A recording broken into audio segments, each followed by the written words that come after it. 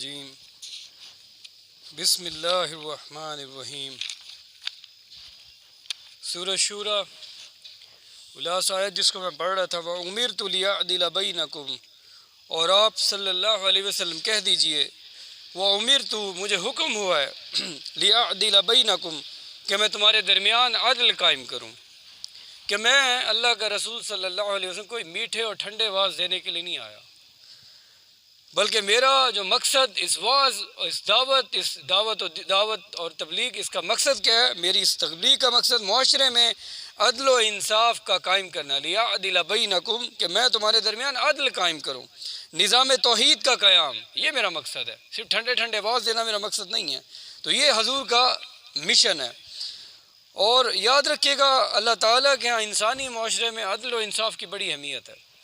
آج کا مسلمان صرف نماز، روزہ، حج، زکوٰۃ اسی کو دین سمجھتا ہے۔ آج ہے نظام عدل و اجتماعی، عدل و انصاف کا نظام، system of social justice, politico socio economic system based on justice. آج مسلمان کو اس کا پتہ ہی نہیں، اس کی حقیقت کیا ہے۔ دیکھیں جب یہ نظام نافذ ہوگا تو پھر کفالت عامہ ہوگی، ہر غریب کا خیال کیا جائے گا۔ ہم شریعت کا سمجھتے ہیں بس وہ قانون آئے گا تو ہاتھ کٹ جائیں گے۔ کفالت عامہ ہوگی، تعلیم، صحت، ہر ایک کا خیال رکھا جائے گا۔ شریعت کا جب نظام آئے گا ہر غریب کا خیال رکھا جائے گا۔ اب شریعت کا نظام آئے گا، جو مرد اور عورت کے درمیان حقوق کی جنگ چل رہی ہے کہ میرا جسم میری مرضی، یہ 10 روپے کے ایڈورٹائزمنٹ میں عورت کی تصویر لگا دی، ختم ہو جائے گی جب شریعت آئے گی، جب وہ نظام آئے گا۔ جب وہ نظام آ جائے گا، جو سرمایہ دار ایک مزدور کا استحصال کر رہے، ختم ہو جائے گا۔ جب وہ نظام آ جائے گا تو حاکمیت اللہ کی نافذ ہوگی۔ عدلیہ میں فیصلے، عمریں گزر جاتی ہیں اور عدالتوں میں فیصلے، یہ چیزیں ختم ہو جائیں گی۔ یہ عدل کے نظام کی یہ برکتیں بتا رہا ہوں۔ پھر 3 سال کی بچی کے ساتھ کوئی زنا نہیں کر سکے گا جب وہ نظام آئے گا۔ تو ہم نظام کا یہ سمجھتے ہیں کہ شاید صرف ہاتھ کٹ جائیں گے، اور سارا اصل میں سسٹم آف سوشل جسٹس میں وہ ریاست ذمہ دار ہوگی شہریوں کی کفالت عامہ کی ساری۔ اب اس عدل کی اللہ کے ہاں کتنی اہمیت ہے سن لیں ذرا۔ سورہ آل عمران آیت نمبر 18، قائما بالقسط، اللہ تعالیٰ عدل و انصاف کا قائم کرنے والا ہے۔ سورہ النساء آیت نمبر 135، یا ایھا الذین آمنوا، اب امت سے خطاب ہے، اہل ایمان سے، اے اہل ایمان، کونوا قوامین بالقسط شہداء للہ، کھڑے ہو جاؤ پوری قوت کے ساتھ عدل کو قائم کرنے کے لیے، اللہ کا نظام، عدل کا نظام قائم کرنے کے لیے کھڑے ہو جاؤ اللہ کے شہداء للہ، اللہ کے گواہ بن کر۔ اس طرح سورۃ المائدہ میں یا ایھا الذین آمنوا کونوا قوامین للہ شہداء بالقسط، اے لوگوں جو ایمان لائے اللہ کی خاطر راست پر، اللہ کی خاطر راستی پر قائم رہنے والے، انصاف کی گواہی دینے والے بن جاؤ۔ سورہ شورى کی آیت نمبر 15، وَأُمِرْتُ لِأَعْدِلَ بَيْنَكُمْ، مجھے تمہارے درمیان عدل قائم کرنے کی، یہ ہے عدل کا نظام، کتنی اہمیت ہے اس کی۔ اور آج امت اس نظام عدل اجتماعی کو پتہ ہی نہیں، امت کو کہ نظام بھی کوئی چیز ہے۔ قانون کا پتہ ہے کہ فلاں قانون آ جائے گا، یہ ہو جائے گا، پیچھے نظام تو ہو، نظام جب تک نہیں ہوگا اس وقت یہ قانون نہیں آ سکتا۔ اگر آج یہ قانون نافذ کر دیا جائے، شریعہ لاز، اس کی برکت تو ہے۔ آپ کیا سمجھتے ہیں زرداری کے کوئی ہاتھ کاٹ سکتا ہے اس نظام کے تحت؟ جو سرمایہ دار اور کسی وڈیرے کا ہاتھ کٹے گا؟ تو پہلے تو اس نظام کو اکھاڑا جائے، باطل کا نظام ہے۔ قانون ڈیفینیٹلی شریعہ لا اس نظام کو سینٹر کرے گا، تقویت دے گا اس نظام کو۔ یہ اس میں وہ کوئی یہ ایسی کوئی بات نہیں کہ ان قوانین میں برکت نہیں ہے، برکت ہے، لیکن آج اگر نافذ کر دیں الٹا نقصان ہوگا، فائدہ انہیں کو ملے گا۔ غریبوں کے تو ہاتھ کٹ جائیں گے، ان کے ہاتھ کون کاٹے گا؟ کیونکہ نظام پیچھے کفر کا نظام ہے، نظام سرمایہ داروں کا نظام ہے، نظام وڈیروں کا نظام ہے، ان کے کون ہاتھ کاٹ سکتا ہے؟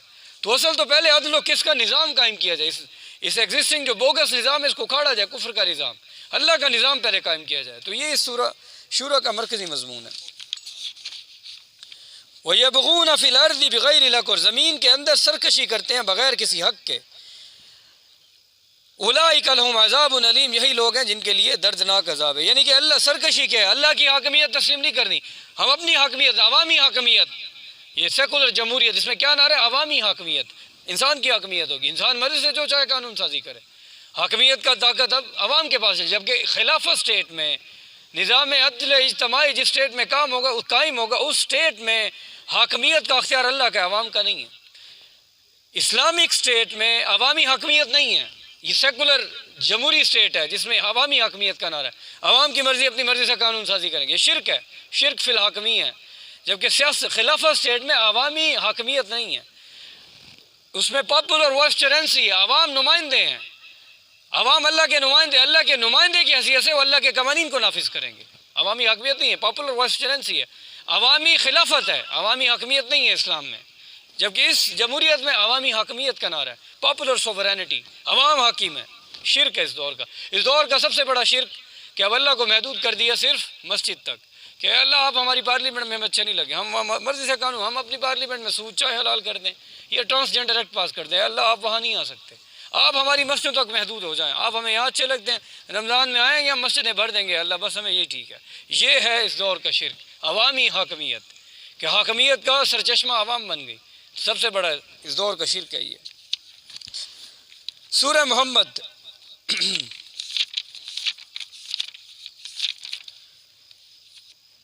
اس میں جہاد بالسیف کا ایک اصول بیان ہوا ہے، قتال فی سبیل اللہ کا، سورہ محمد۔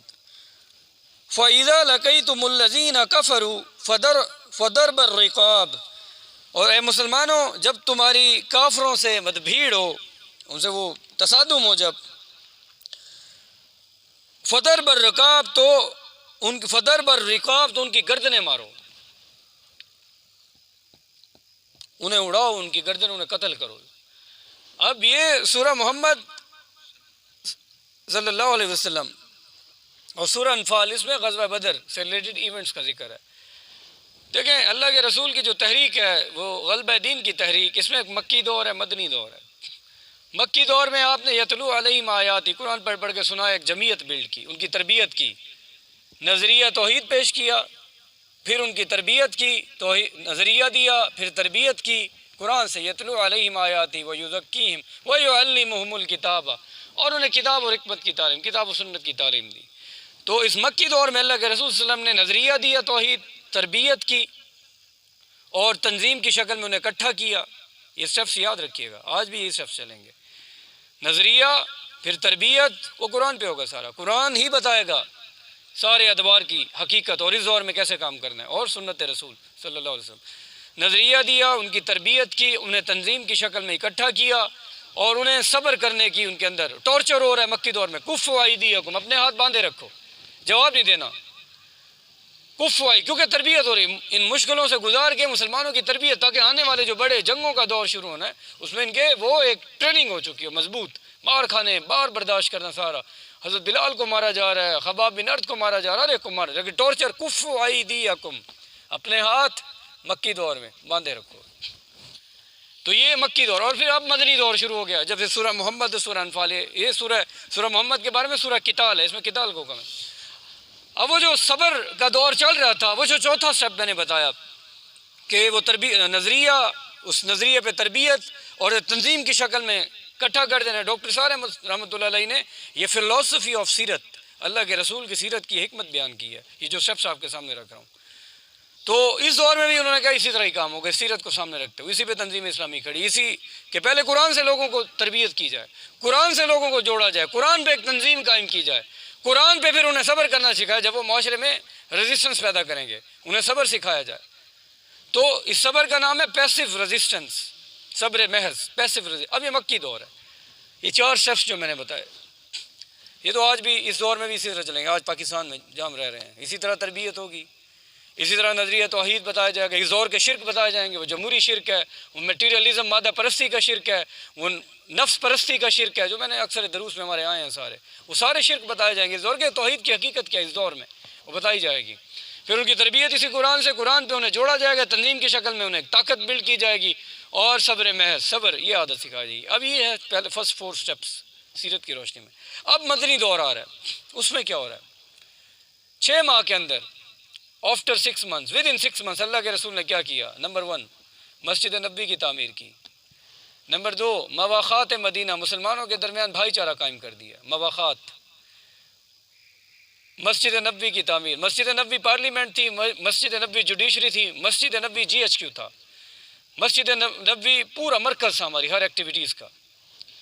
اور تیسری چیز آپ نے کیا کی؟ اس میں میثاق مدینہ، treaty, joint defence treaty of the Medina, یہ کیا، یہودیوں کے ساتھ ایک میثاق کیا، انہیں پھنسا لیا ایک معاہدے میں کہ مدینہ کا دفاع مل کے کریں گے، کسی ایک پہ حملہ ہوا تو سب مل کے اس کا دفاع کریں گے۔ آج نیٹو کا بھی یہی نعرہ ہے، attack on one will be attack on all, NATO کا نعرہ ہے، نیٹو فورسز کا، کہ کسی ایک نیٹو کے ملک پہ حملہ ہوا تو سب پہ حملہ کنسیڈر کیا جائے گا۔ اس لیے روس، یہ جو یوکرائن جنگ ہوئی، یہ یوکرائن نیٹو کا حصہ بننے جا رہا تھا، اس سے پہلے کوئی حصہ بنتا روس نے اس پہ حملہ کر دیا، ادروائز نیٹو ڈیفینیٹلی انوالو ہو جاتا اس میں ڈائریکٹلی اس جنگ کے اندر. تو روس نے حکمت عملی کا مظاہرہ کی، چالاکی ذہانت کا مظاہرہ کیا کہ اس سے پہلے کہ وہ نیٹو کا ممبر بنتا یوکرائن، اس پہ حملہ کر دیا. تو یہ آپ نے کیا. اور اس کے بعد آپ نے چھاپا مار دستے بھیجے بدر سے پہلے، 6 یا 8 ایگزیکٹلی میرے ذہن میں نہیں ہے، چھاپا مار بدر سے پہلے. اور ان دستوں کے 2-3 جگہوں پہ چھوٹی چھوٹی لڑائی ہوئیں. تو پہلا قتل مدینہ میں مسلمانوں کے ہاتھوں ہوا. وہاں مکے میں کیا تھا؟ ٹارچر ہو رہا ہے، صحابہ پہ تشدد ہو رہا ہے. حکم کیا تھا؟ کفو ایدیکم، اپنے ہاتھ باندھے رکھو. یہ مکی دور ہے. اور اب وہ جو صبر محض تک وہ فرسٹ 4 سٹیجز ہو گئیں، نظریہ، تربیت، تنظیم، صبر محض. اب ہجرت مدینہ ہو گئی ہے. اب یہ سورہ محمد نازل ہو رہی ہے، سورہ انفال نازل ہو رہی ہے. یہ اب قتال کا یہاں حکم دیا جا رہا ہے. یہ فدر بر رکھا، اب گردنیں اڑاؤ، مارو، قتل کرو انہیں. اب تمہاری تنظیم ایک بلٹ ہو چکی ہے.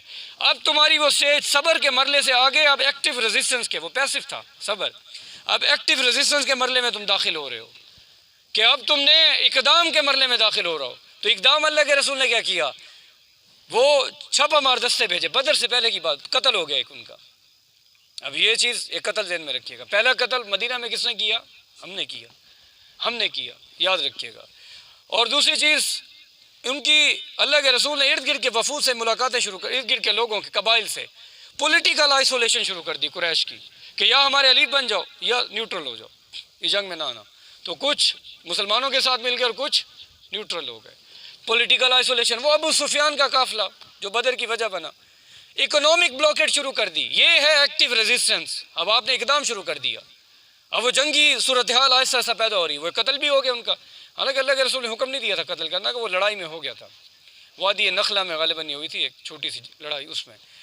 اب ایکٹیو ریزسٹنس میں، اس اقدام میں، پولیٹیکل آئسولیشن، وہ قبائل سے معاہدے، اور اکنامک بلاکیٹ. ابو سفیان اس کو پکڑو، اس قافلے کو مالک لوٹو، اس میں چھینو ان میں سے، تاکہ ان کو تھریٹ کیا جائے دشمن کو، اب ہم طاقتور ہیں، اب ہم تم سے لڑنے کے لیے تیار ہیں. اور اس کے نتیجے میں پھر فائنلی، اردو کی کیا مثال ہے؟ جنگ آمد تنگ آمد بجنگ آمد. تو فائنلی اس کے نتیجے بدر سامنے ہی. اور یہ ایکٹیو ریزسٹنس، اس اقدام کے بعد اگلا مرحلہ مسلح تصادم، آرم کنفلکٹ کا ہے، اور جنگ شروع ہو گئی. اور وہ جنگوں کا دور ہے. پھر 2 ہجری سے لے کے، اور وہ 8 ہجری اور 10 ہجری میں جا کے مکہ فتح ہوا. اور یہ جو جنگوں کا دور ہے 2 سے 8 ہجری، کئی بیٹلز لڑی گئیں. Battle of Badr, battle of Uhud, غزوہ بنی مستلق، battle of Mustaliq, battle of Ahzab, یہ ساری بیٹلز تھیں. اور لیکن کیونکہ بڑی جنگ جس کے انڈر یہ ساری جنگیں لڑی جائی تھی، وہ تو غلبہ دین کی جنگ تھی، اقامت دین کی جنگ، کہ جب تک اللہ کی دھرتی پہ اللہ کا نظام جزیرۃ العرب پہ قائم نہیں ہوتا. تو وار وہ تھی. یہ نیچے بیٹلز تھی چھوٹی چھوٹی، وہ وار آف اقامت دین تھی، غلبہ دین کی جنگ، اللہ کے دین کے غلبے کی جنگ، وہ وار تھی، بڑی جنگ تھی. اور اس کے نیچے کئی بیٹلز لڑی گئیں، جہاں تک کہ وہ فتح مکہ کی طرف گئی. اور 10 ہجری میں جا کے کل جزیرۃ العرب میں اللہ کا دین نافذ ہو گیا. اب یہ سمجھانا یہ مقصود ہے، یہ جو اب قتال کی اجازت دی رہی ہے، مکہ میں وہ کیفیت تھی کہ کفوا ایدیکم. مدینہ میں اب قتال کی طرف جانا ہے، اب قتل ہوگا. فدر بالرکاب، فدر بالرکاب، قتل کرو، گردنیں اڑاؤ ان کی. اب اسی پہ جو ویسٹرن فلاسفرز ہیں انہوں نے لکھا محمد at Mecca, Muhammad at Medina. اب اس سیرت کانفرنس ضیاء الحق نے اس کو انوائٹ کیا تھا، ڈاکٹر سارے احمد بھی تھے. اب وہ تو جان بوجھ کس طرح کی حرکتیں کرتے ہیں، عام مسلمان بولا ہو تو اسے کیا پتا. اس نے محمد ایٹ مکہ کی ثابت یہ کرنے کی کوشش کی، اس کا نام بھی ہے اس میں، کہ سیرت کانفرنس جسے بلایا تھا ضیاء الحق نے، کہ محمد ایٹ مکہ، کیونکہ مکہ میں فیل ہو گئے. حالانکہ یہ تو اس حکمت عملی ہے جو میں نے مراحل آپ کو گنوائے، اس اقامت دین کے. وہ پہلے نظریے کی تبلیغ، دعوت، نظریہ، پھر تربیت، پھر تنظیم، پھر صبر. حالانکہ تو وہ فیسز سے اللہ کے رسول مکے میں گزرے. اور جب جمعیت کٹھی ہوئی مدینہ میں جا کے، پھر پہلے اقدام وہ چھاپا مار دستے، اور اکنامک بلاکیٹ، وہ پولیٹیکل آئسولیشن، اور آخر میں وہ قتال، وہ مسلح تصادم. اب اس نے کیا کیا کہ محمد ایٹ مکہ فیلڈ، وہ کامیاب نہیں ہوئے. وہ جو دعوت و تبلیغ کا وہ کامیاب نہیں ہوئے. تو انہوں نے حکمت عملی بدلی اس کے مطابق. اور حکمت عملی بدلنے کے بعد مدینہ میں یہ لڑائی والی حکمت عملی اختیار کی. So he failed as a prophet in Mecca and he succeeded at a statesman in Medina. یہ اس نے لکھا. اصل میں تو مسلمانوں کو گمراہ کر رہا ہے، جس کو حقیقت اس سیرت کا پتہ نہیں ہے. کہ وہاں وہ کامیاب فیل ہوئے یہاں کامیاب. حالانکہ یہ تو اقامت دین کی جو جدوجہد ہے اس کے مرحلے ہیں، اسٹیپ بائی اسٹیپ تیاری ہو رہی ہے. پہلا مرحلہ وہ تھا، دوسرا مرحلہ یہ ہے. جب قوت بلٹ ہو گئی تو اب مراحل اور ہیں. تو یہ اس میں لیسن ہے ہمارے. یہ اب اس کانٹیکس میں اب اس آیت کو سمجھیں. اور اب اس دور میں اب بھی ایسے ہی ہوگا کہ ڈاکٹر صاحب کا یہ نظریہ تھا، اب بھی تحریک خلافت برپا کرنی پڑے گی پاکستان میں اس کفر کے نظام کو اکھاڑنے کے لیے. پہلے 4 سٹیپس تو سیم رہیں گے، پہلے 4 سٹیپس. اسی طرح تربیت ہوگی قرآن سے، تنظیم بلڈ کی جائے گی، نظریے کی دعوت دی جائے گی قرآن سے، اور ایک تنظیم کی شکل میں اکٹھا کیا جائے گا، اور صبر محض سکھایا جائے گا، ہر حالات میں صبر کرنا سیکھنا. اب اقدام ہوگا کہ ہم پکٹنگ کریں گے، اس نظام کو بلاک کریں گے، بینکس کو بلاک کر دیں گے، نہیں چلنے دیں گے. جب قوت بلڈ ہو، کہتے تھے ایٹ لیسٹ 2 سے 3 لاکھ بندہ، اس وقت وہ کہتے تھے ایٹ لیسٹ 2 سے 3 لاکھ بندہ ہو کہ بینکس بلاک کر دیں گے، پارلیمنٹ کو بلاک کر دیں گے. اللہ کا قانون نافذ کرو، ہمیں حکومت نہیں چاہیے. شریعت امپلیمنٹ کرو، ہمیں شریعت چاہیے. سود بند کرو، ماں کے ساتھ زنا ہے، تم کسی عام عورت کے ساتھ زنا نہیں ہے، ماں کے ساتھ زنا. بند کرو ان بینکس کو. چلانا ہے تو سود کے بغیر چلاؤ، جو جائز ہے، ہم نہیں روکتے تمہیں. اب پھر کیا ہوگا؟ فوراً ریاست ایکٹیو ہو جائے گی. نظام کوہنا کے پاس بانو، وہ نظام کوہنا کے پاس بنا کے آپ پہ ٹارچر شروع ہو جائیں گے شدید. وہ ہوگا، اب بھی ہوگا. جب احد میں، بدر میں قتل ہوئے تو آپ پہ ٹارچر کیوں نہیں ہوگا؟ یہ کہ صحابہ پہ ٹارچر ہوا، تشدد، آپ پہ کیوں نہیں ہوگا؟ آپ پہ بھی ہوگا. تو یہ جب آپ اقدام کی طرف جائیں گے، قوت بلڈ کرنے کے بعد اس نظریے پہ ایک تنظیم ایٹ لیسٹ 3 سے 4 لاکھ بندہ. پھر اب اقدام کا جو مرحلہ ہے، اس پہ بھی ڈاکٹر صاحب نے اجتہاد جو کیا، تو جو اقدام اب فائنلی وہ تصادم جو ہوگا، اقدام تو یہ ہوگا پکٹنگ کی شکل میں، اب تحریک برپا کر کے بلاک کریں گے ان چیزوں کو. اور فائنلی جو اقدام وہ تصادم آپ اختیار کریں گے، کنفلکٹ، وہ مسلح نہیں ہوگا، وہ غیر مسلح ہوگا. یہ اجتہاد ہے ڈاکٹر صاحب کا، اور یہ مفتی تقی عثمانی صاحب کا، کہ وہ اجتہاد یہ ہے کہ اس میں پھر آپ ون سائیڈڈ وار لڑیں گے، یک طرفہ جنگ. کہ ہم وہ جو 2 3 4 لاکھ اس نظام کو بلاک کرنے آ گئے ہیں، اب اس نظام کو نہیں چلنے دیں گے، یونائٹڈ فارم میں اسٹیٹ کو بلاک کر دیں گے. ہتھیار نہیں اٹھائیں گے. نمبر 1 ہتھیار نہیں اٹھائیں گے. نمبر 2 جتنی گولیاں چلانی ہے چلا دو، ہم مرنے کے لیے تیار ہیں، لیکن ہتھیار نہیں اٹھائیں گے. ہمیں نظام نافذ کر کے دو، بس ہمیں نظام چاہیے، اللہ کا نظام، جس کے لیے ملک، یہی آئین پاکستان کا کہتا ہے، ان الحکم الا للہ، پاکستان کے آئین کا حصہ ہے. سوورینٹی بلانگس ٹو اللہ، یہ پاکستان کے آئین کا حصہ ہے.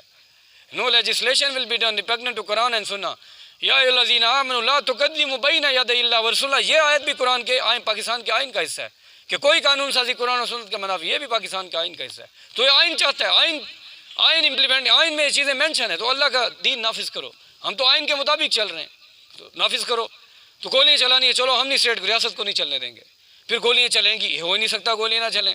ایگزسٹنگ نظام کے لوگ، وہ بیوروکریسی، وہ اسٹیبلشمنٹ جہاں سے فائدہ اٹھا رہی ہے، جن کے بچے امریکہ میں پڑھ رہے ہیں، وہ آپ کو چھوڑیں گے؟ وہ تو اس نظام سے فائدہ اٹھا رہے ہیں. گولیاں چلا دیں گے، ہزاروں شہید کر دیے جائیں گے، جیسے ایران میں ہوا تھا. اس مرحلے پہ ایرانیوں نے یہ کام کر کے دکھایا ہے، تو ہزاروں لاشیں گر جائیں گی جیسے ایران میں ہوا. پھر ایک وقت آیا کہ فوج میں سے بندے کھڑے ہوئے، یہ کیا کر رہے ہو؟ یہ تو ہمارے لوگ مارے جا رہے ہیں، یہ تو ہمارے اپنے لوگ ہیں. وہ تو پھر ہتھیار بھی نہیں اٹھتے، تو کچھ کہہ نہیں رہے. وہ لوگ ہیں جو دعوت دین محلوں، گلی محلوں میں دیا کرتے تھے، لوگوں کی تربیت. پیچھے عوام بھی ان کے پھر کھڑی ہو جائے گی. جب ہزاروں لاشیں گریں گی تب عوام کھڑی ہو سکتی ہے، تب ان ریاستی اداروں میں سے بھی لوگ کھڑے ہو جائیں گے ان کے لیے. تب اگر اللہ کو منظور ہوا تو تخت، ورنہ تختہ سارے شہید کر دیے جائیں گے. یہ اجتہاد ہے ڈاکٹر صاحب کا کہ اب اس دور میں تصادم اس طرح ہوگا کہ اتنی ایٹ لیسٹ بلٹ ہو، اور پھر اب جا کے اس نظام کو بلاک کر دیں، اور پھر گولیاں چلیں گی شہادتوں کے لیے تیار. اور یہ ایک حقیقت ہے، ہزاروں سے زیادہ لاشیں نہیں گرا سکتے، لاکھوں نہیں ماریں گے، وہ ہزاروں پہ کام بن جاتا ہے. ایران میں بھی ایسے ہوا، جب ہزاروں لاشیں گریں، وہی شاہ جس کے پاس ایشیا کا سب سے بڑا اسلحہ خانہ تھا، اتنا اسلحہ تھا پورے ایشیا میں، امریکہ نے دیا تھا اسے، بھاگ گیا. بھاگنے کی، کیونکہ خود ریاست کے لوگ خلاف ہونا شروع ہو گئے، اعلیٰ پوسٹ پہ جو لوگ، کیونکہ ان کے اپنے لوگ مرنا شروع ہو گئے. 3 4 لاکھ لوگ کھڑے ہوں گے، یہ کسی ایک فرقے کے لوگ تو نہیں ہوں گے، پورے پاکستان سے ہوں گے. یہ کسی ایک کمیونٹی کے لوگ تو نہیں ہوں گے، they will represent the whole Pakistan. تو اس لیے بھی ان کے پیچھے لوگ کھڑے ہو جائیں گے. جب اتنی لاشیں گریں گی، تب اگر اللہ کو منظور ہوا تو لوگ بھی پیچھے آئیں گے، اور یہ چیزیں بھی ساری ہوں گی. ان اداروں میں سے لوگ پھر آپ کے ساتھ دیں گے. جب یہ لاشیں گریں گی، ایسا نہیں کام بنے گا، تب جا کے اللہ کا نظام نافذ ہوگا، تخت یا تختہ. تو اس دور میں تصادم کی یہ شکل ہے. لاسٹ اسٹیپ اس ملک میں اگر اللہ کا نظام قائم کرنا ہے. یہ سیرت پہ یہ بلو کلر کی کتاب آپ کو تصور بھائی نے دی ہوگی، رسول انقلاب کا طریقہ انقلاب. جس کو نہیں ملی تصور بھائی ان کو دیں. یہ سارے اسٹیپس جو میں نے آپ کے سامنے بیان کیے ہیں، یہ اس میں مینشن ہے، اس کو پڑھیں. رسول انقلاب کا طریقے، چھوٹی سی کتاب ہے، آپ میرے خیال میں چند گھنٹوں میں اس کو ختم کر لیں گے، 2 گھنٹے میں پڑھی جا سکتی ہے، 1 سے 2 گھنٹے میں. تو یہ کتاب اویلیبل ہے آپ سب کو انشاءاللہ، جس کے پاس نہیں ہے وہ لے، ہمارے پاس ہے، فری آف کاسٹ کو لیں اور پڑھیں. یہ سارے اسٹیپس اس میں ڈیٹیل میں مینشن ہے. تو اب یہ کہا جا رہا ہے اب وار اور بیٹل، لاسٹ چیز میرے خیال میں ٹائم ہو گیا، ہاں 5 منٹ اور. دیکھیں وار وہ تو 2 ہجری سے شروع ہو گئی، اور بیٹلز نیچے کئی لڑی گئیں، اور آخری وہ فتح مکہ، اور پھر 10 ہجری میں وہ اللہ کا دین نافذ ہو گیا. تو وار بڑی جنگ ہوتی ہے اور بیٹل چھوٹی لڑائیں ہوتی ہیں. صلیبی جنگیں 1915 کے بعد شروع ہو چکی ہیں دوبارہ، آخری صلیبی جنگ.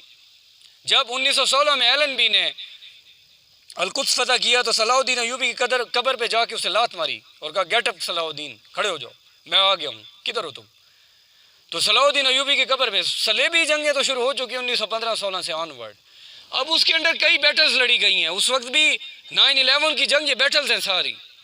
یہ عراق پہ حملہ کرنا، یہ ساری بیٹلز ہیں اس وقت. یہ بیٹلز جاری رہیں گی آہستہ آہستہ آہستہ. پھر وہ الملحمۃ العظمیٰ، یہ جو کئی جنگوں کی ماں، دا گریٹ وار. اصل میں گریٹ وار وہ پچھلے 1915-16 سے شروع ہو چکی ہے. وہ کروسیڈ صلیبی جنگیں ہمارے خلاف شروع ہو چکی ہیں، یہ ہے کہ ہم سوئے ہوئے ہیں.